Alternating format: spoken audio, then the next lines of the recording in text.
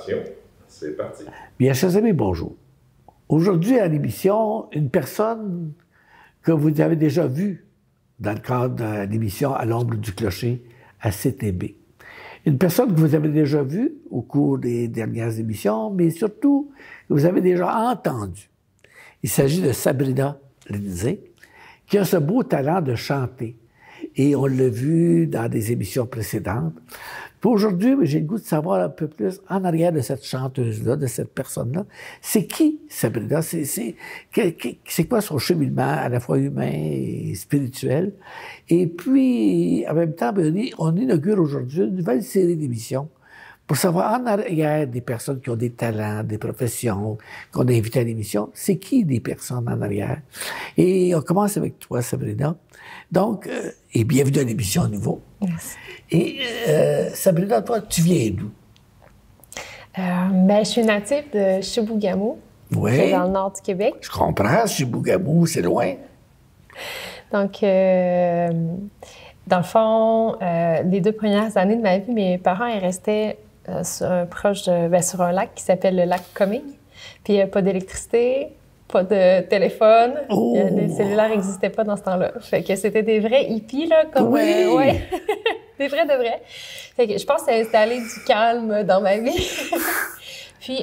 on peut sans dire précisément ton âge, ouais. mais on est dans les années... Dans quelles années à peu près? Moi, je n'ai pas de... Moi, t'as pas je suis née en 1983. Donc, à 83, dans un style hippie, là, en arrière, de Chibougamau. Oui, la vraie affaire, là. Oui, oui. T'es né là. Oui. T'as vécu tes premières années là? Oui. Oui, mes grands-parents avaient le magasin général qui est devenu un marché d'aliments naturels. À Chibougamau? Oui, à Chibougamau. Puis, donc, c'est ça, mes parents se sont séparés quand j'avais 4 ans. Puis ensuite, ma mère s'est déménagée à Québec. J'ai grandi à Québec, principalement, oui. Et puis, à Québec, tu as fait tes premières études, j'imagine. Oui. Tu étais à l'école à Québec. Oui. Et puis, quand tu commençais à t'intéresser à la musique? Disons, on va dire tout le temps, dans le sens que j'ai tout le temps chanté, mais mon premier élan, c'était à 8 ans. Je ne sais pas comment que ça s'est fait, c'est moi ou ma mère, mais je faisais partie d'une chorale à l'école Arquemus, qui était quand même une chorale sérieuse, avec une directrice assez exigeante. Puis là, j'ai fait mon premier concert à la Basilique du Vieux-Québec. Ah oui? Puis, c'est ça, j'avais pas besoin de mettre d'efforts pour pratiquer. J'adorais le chant.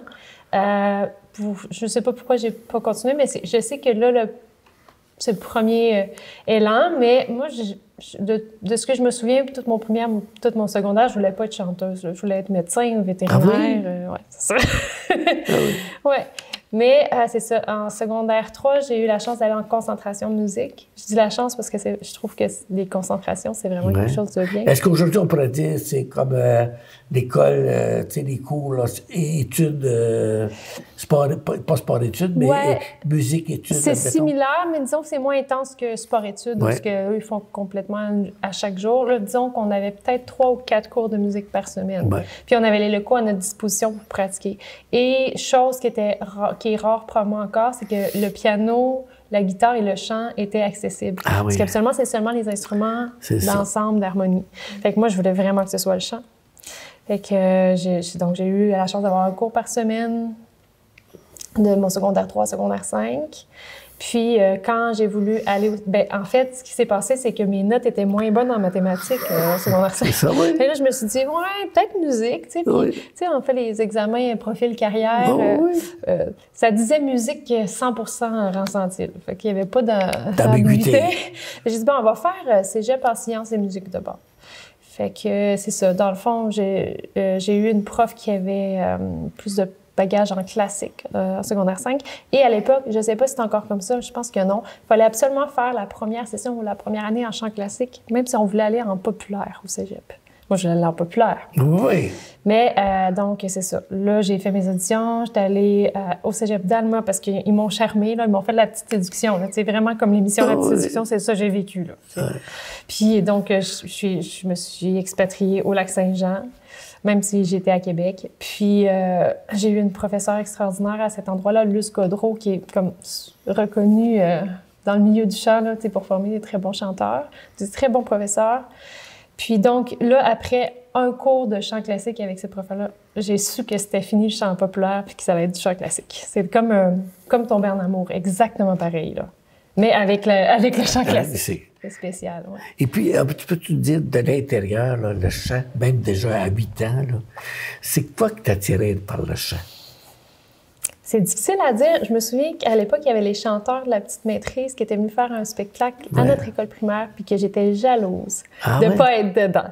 Ah ouais. C'est comme si le fait de voir le chant, tu sais, puis là, on parle de chorale, fait que je voulais même pas être soliste, là, c'était vraiment juste d'avoir l'opportunité de chanter. Je sais pas, c'est peut-être parce que j'avais une facilité pour ça aussi, puis je savais que, je sais pas, là, mais je peux pas dire, je sais juste que, tu sais, mettons, je vois mon garçon, il fait du piano, tout ça, je vois d'autres enfants. Quand on n'a pas le bon instrument, par exemple, j'ai fait du violon à 6 ans, là, c'était un calvaire pratiqué. Il fallait que tout le monde me pousse, puis j'ai abandonné.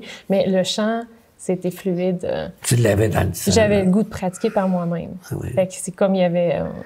Bon, t'es rendu au secondaire. Est-ce que ça continue par après?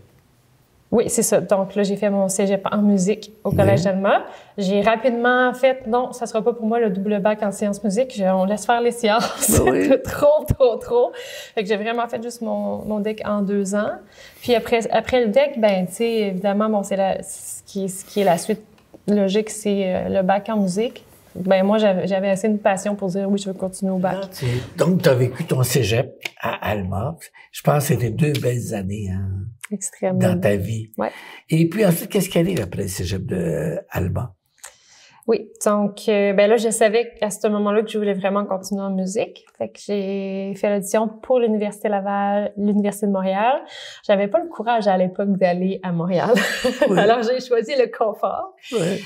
Puis, c'était des belles années aussi. C'est plus exigeant au niveau en termes de temps. Là. On n'a plus beaucoup de temps pour soi.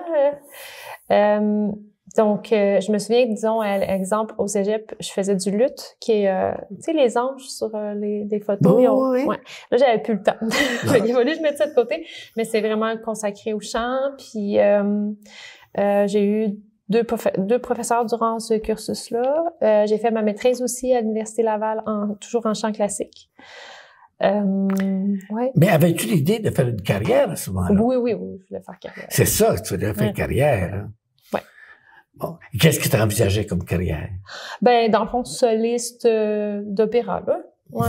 C'est sûr que, tu sais, j'avais vraiment un penchant pour la musique ancienne, là, back and there. Mais ça, c'est sûr, il n'y a pas beaucoup d'espace au Québec pour ça. Faut aller plus en Allemagne, en Italie pour la musique ancienne. Fait que, tu sais, je sais pas, j'étais prudente, là. J'avais pas... Puis, fait que oui, je voyais comme, tu sais, l'étape comme normale, on va dire, quand on se pose pas trop de questions, c'est après l'université, on fait les auditions pour l'Atelier lyrique de Montréal ou en Ontario. Fait que j'ai fait ces auditions-là, lesquelles j'ai pas été prise.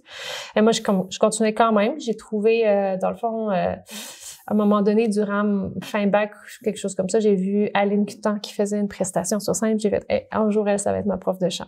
Fait que, ouais, les choses se sont placées comme finalement j'ai su qu'elle enseignait. J'ai réussi à avoir son numéro de téléphone.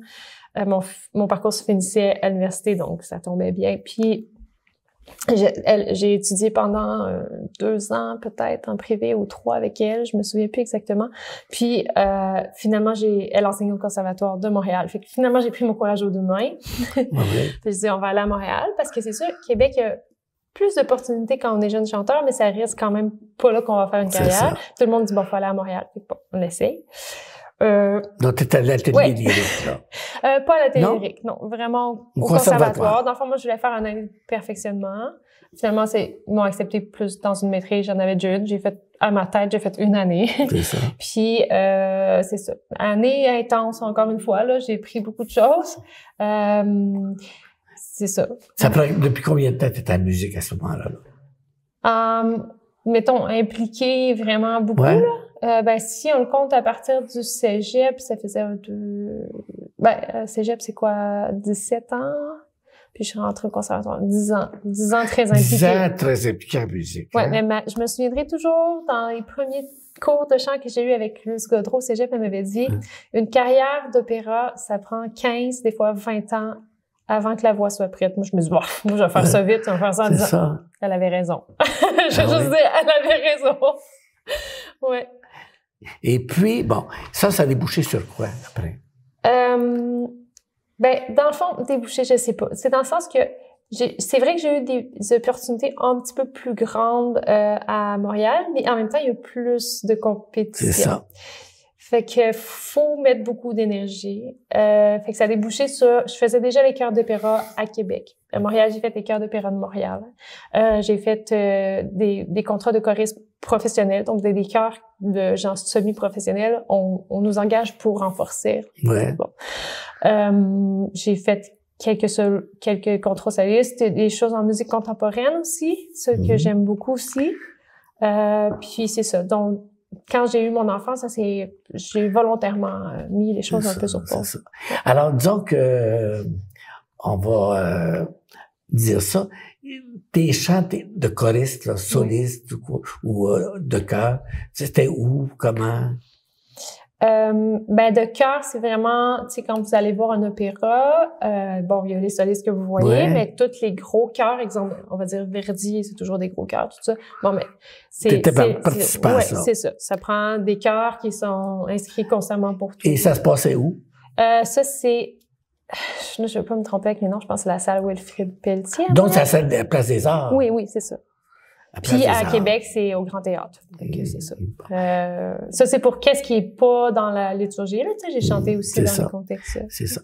Et puis, tu viens de dire qu'à un moment donné, tu as eu un petit enfant. Oui. Hein? Et puis, qui dit un petit enfant, dit donc un conjoint qui arrive dans le décor. Hein? Alors, tu peux-tu nous parler, parce que là, on parlait de ton cheminement, on vient de parler de ton cheminement musical. On peut choisir de parler maintenant avec l'enfant là, qui arrive, tu dis que tu mets ta carrière musicale sur pause pendant un certain temps à cause de l'enfant. Donc, il arrive un conjoint dans le décor. T'es plus seul. Dis donc comment tu as trouvé ce conjoint-là? Si c'est possible de nous dire ça, évidemment. Moi, je suis pas de secret. Non, peut-être, mais on a le jardin secret, mais pas de secret. Oui, c'est ça. Dans le fond, moi, je trouvais ça difficile de rencontrer en musique, tout ça. Puis, fait que j'ai finalement pilé sur mon orgueil, puis je me suis inscrite sur un site de rencontre qui est, je pense plus que ça existe. Puis, tu sais, je suis plus au courant. Je pense qu'à cette heure, c'est avec des cellulaires, tout ça. Dans le temps, là, début d'Internet, ça s'appelait Québec Rencontre, si je me trompe pas. Puis moi, je m'étais dit, bien, on va filtrer, comment qu'on dit ça dans le langage biblique, le mauvais livret? Oui, séparer le livret du bon grain. Mais voilà, j'ai écrit chrétienne en haut, tu sais, carrément. Dans les critères de sélection, non, mais même pas, tu sais, comme t'as un texte de présentation, puis tu peux mettre un mot, la plupart du monde disait aime profiter de la vie. Ça, je me souviens, moi j'ai écrit chrétienne. Puis, j'avais mis une photo assez loin aussi, fait qu'on voyait pas. Tu sais, fallait s'intriguer. Fait que lui, ça l'a intrigué. Puis, on a rapidement commencé des discussions de 2 heures de temps par Internet, tout ça. Puis, on s'est rencontrés assez rapidement par la suite. Puis, même je pense que sa 3e rencontre, c'était devant un perron d'église. Puis, on parlait de nom d'enfant, tu sais. Puis, là, on avait le nom de mon enfant, on l'a dit, là, Fait que c'est fait assez naturellement. Puis, j'étais comme, tiens, il y a des valeurs intéressantes. C'est pas... tous les jours qu'on rencontre. Et si t'avais mis chrétienne, ça va mettre un autre sujet. Ça avait mis chrétienne comme mot clé là, pour toi. T'avais mis chrétienne parce que je pense tu as parlé de ton cheminement musical. Oui. Mais tu m'as aussi dit dans une entrevue précédente, dans une rencontre précédente, que tu étais baptisée à 23 ans. Ce qui n'est pas la norme à ce moment-là au Québec. Tu peux-tu nous parler de ton cheminement spirituel aussi? Oui. Mais moi, je viens d'une famille assez spirituelle. Mes grands-parents sont baptistes évangéliques très, très pratiquants. Mes parents, bon, c'est, on va dire, plus New Age, là. Mais quand même, vie spirituelle active. Tu sais, il y a personne dans ma famille que je peux dire que j'ai entendu dire, moi, je crois à rien. Fait qu'il y avait quelque chose déjà qui se passait. Quand j'étais adolescente, ma tante elle-même a refait une redécouverte du catholicisme chez les frères de la Croix. Dans Charlevoix. Puis, donc, j'étais proche de ma tante beaucoup depuis la jeune adolescence. Puis, ça m'a inspirée. J'avais le goût de plus en savoir. Fait que j'ai fait des retraites là, 1 ou 2, je me souviens plus. Puis donc, c'est ça. J'en suis venue au point que j'ai dit oui, je vais demander de me faire baptiser. Mais je me suis posé beaucoup de questions. Mais ma meilleure amie de l'époque était, disons, plus d'active d'une autre façon, mais protestante aussi. Fait que j'ai eu beaucoup de questionnements. Oui, c'est ça. J'ai cheminé dans ce milieu-là protestant aussi, dans le sens de, pas dans les églises, mais, tu sais, café, d'aide, c'est plus au niveau, puis beaucoup de rencontres, tu sais, il y avait des catholiques aussi, tout ça. Fait que c'était vraiment intéressant tout ce que je vivais à l'époque de niveau de grandir spirituellement. Puis bref, là, ça m'avait parlé, parce que quand j'avais 16 ans, j'étais allée dormir une nuit aussi à Charlevoix cette fois-là, mais encore cette spiritualité-là. Oui. Quelque chose qui me touchait. La simplicité, la beauté de la nature aussi, hein. Puis ton petit côté artistique devrait ressortir beaucoup aussi. Ouais, puis peut-être le côté très intérieur aussi. Oui, aussi, hein. Du monastère. Oui. Fait que, donc, c'est ça. Là, Simon, il avait accepté. C'est pas tant que ça commun. Simon, on parle de qui est Simon, premièrement, là? Simon Dufour, je pense que c'est lui qui est comme, je sais pas comment vous appelez prieur ça. du monastère, supérieur du monastère. Merci pour m'éclairer pour les thèmes. Donc, c'est pas si commun qu'il baptise des gens. Il fallait vraiment faire la demande, mais il a accepté. Puis, donc, ça s'est fait même la nuit de Pâques, le lendemain de la nuit de Pâques. La veillée pascale, donc le jour de Pâques. Oui, c'est ça. Fait que j'ai vécu avec eux, là, je sais pas si c'est à 4 ou 5 heures du matin, on se lève tout et c'était beau. Ça, Puis, dans le jour, il y a eu le baptême, ma famille est venue, ma meilleure amie est venue. On a des photos que tu nous as apportées de ça. Hein? On va les présenter à la caméra. Hein? Voici une. Une autre ici. On la voit. Ça, c'est avec ma tante qui est ma marraine, qui est encore ma marraine. Alors, on voit cette photo-là ici. On voit celle-ci avec tes parents.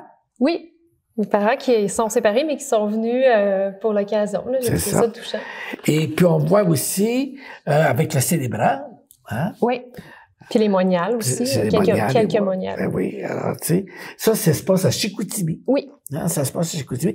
Le monastère du Cœur de la Croix, là, du Cœur de Jésus. Je me souviens plus quelle église, parce qu'il ne pouvait pas le faire au monastère. C'est ça. C'était dans une église. Bon, alors, voyez-vous. Alors, c'est des belles photos. Donc, tu étais baptisé. Qu'est-ce qui te motivait à être baptisé comme ça, là?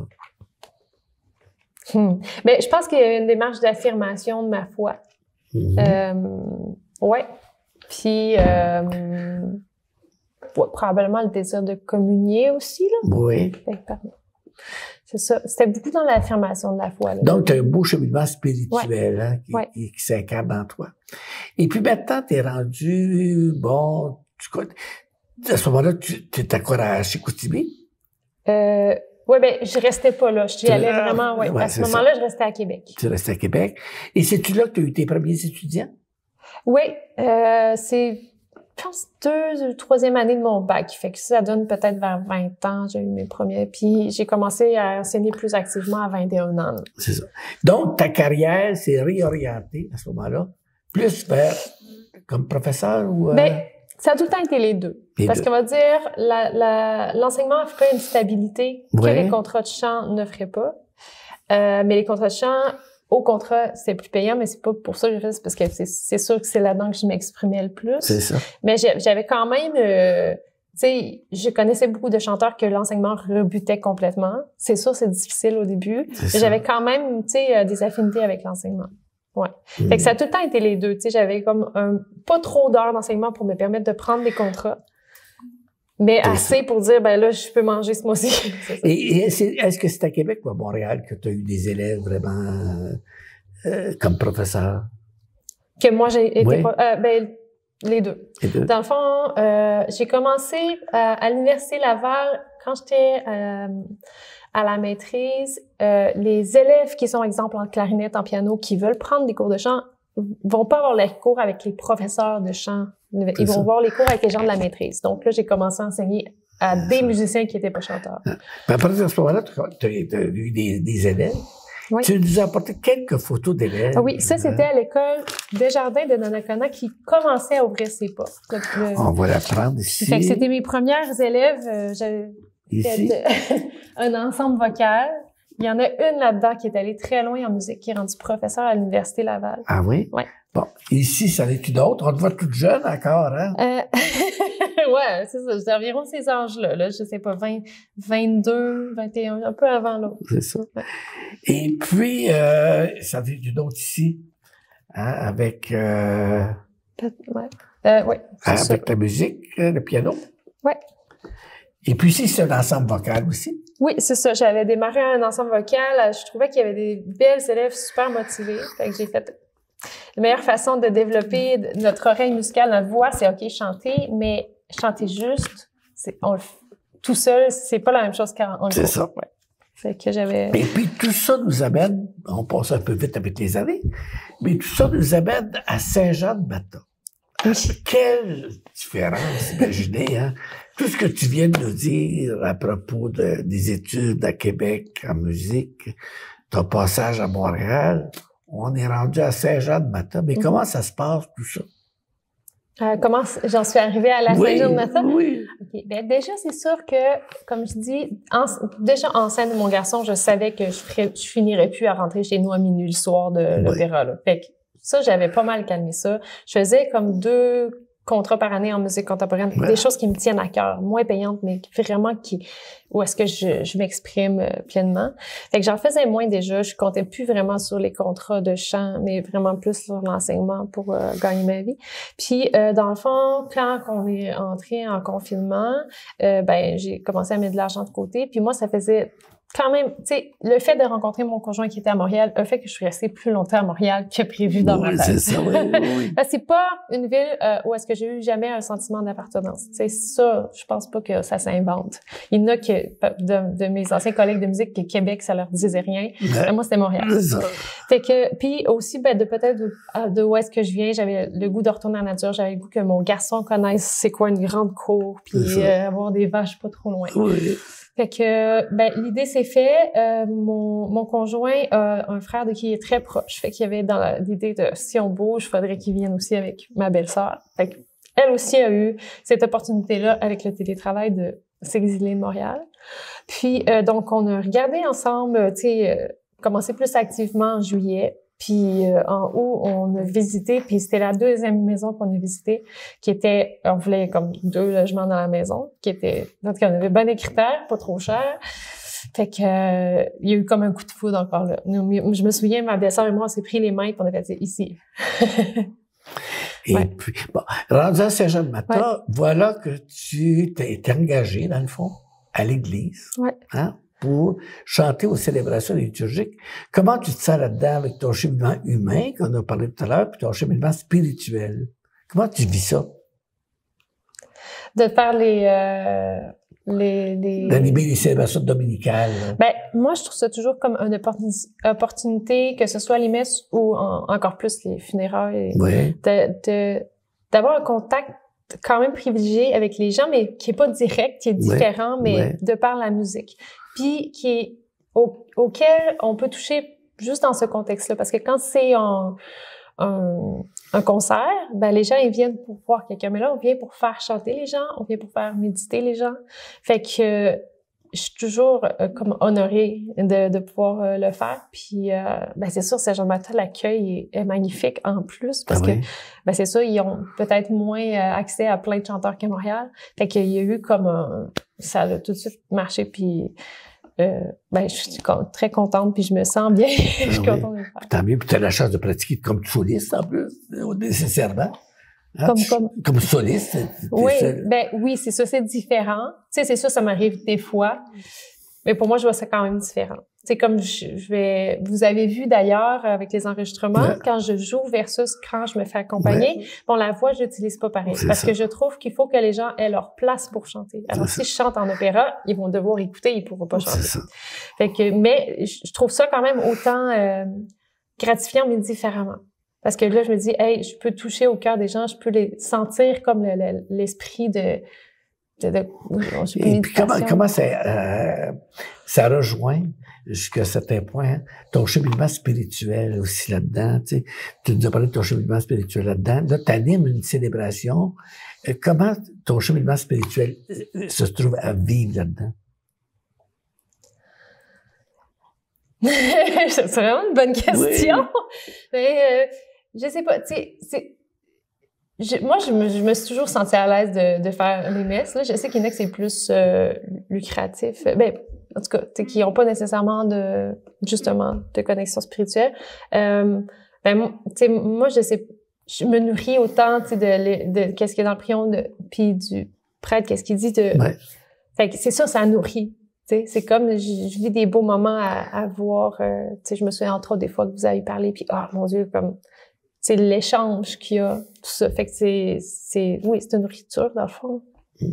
En tout cas, c'est bien. Moi, je peux témoigner. J'ai été quelques fois. Hein. Quand tu étais élevé, j'étais là aussi, à Saint-Jean-de-Mata. Puis comment ça rose, la liturgie. Hein. Puis je suis content que tu nous exprimes que toi-même, ça te nourrit aussi. Oui. Et pour les gens qui nous écoutent aujourd'hui, on a entendu ton cheminement humain, hein, de Chibougamau jusqu'à Saint-Jean-de-Mata. On a parlé de ton cheminement spirituel. Et puis, on va, pour que les gens te connaissent davantage, maintenant, pour les gens qui voudraient revoir, réentendre ce que tu es capable de faire, on va terminer l'émission par une belle chanson que tu vas exécuter. Puis une chanson où tu donnes, je dirais, ta pleine capacité. Hein? Et puis, je termine en disant aussi, si jamais vous avez écouté l'émission aujourd'hui, vous avez apprécié, si vous avez écouté les émissions précédentes avec Sabrina, si jamais vous voulez la faire venir chez vous, hein, soit pour un concert, soit pour un mariage, soit pour une funéraille, soit pour une occasion quelconque, hein, vous pouvez le faire. On a déjà dit que Sabrina a aussi une école actuellement, encore à Saint-Jean-de-Mata, avec des élèves. Si jamais il y a des enfants que vous aimeriez placer à son école, alors ton numéro de téléphone déjà, c'est? Le 579 364 8505. Alors, ça va passer au bas de l'écran actuellement. Et on va se laisser par un beau chant, hein, qui fait en valeur ta belle. Maintenant qu'on te connaît mieux, je pense qu'on sera mis à l'aise d'entendre maintenant toute la force, la beauté de ce que tu chantes. Merci. Et chers amis, à bientôt.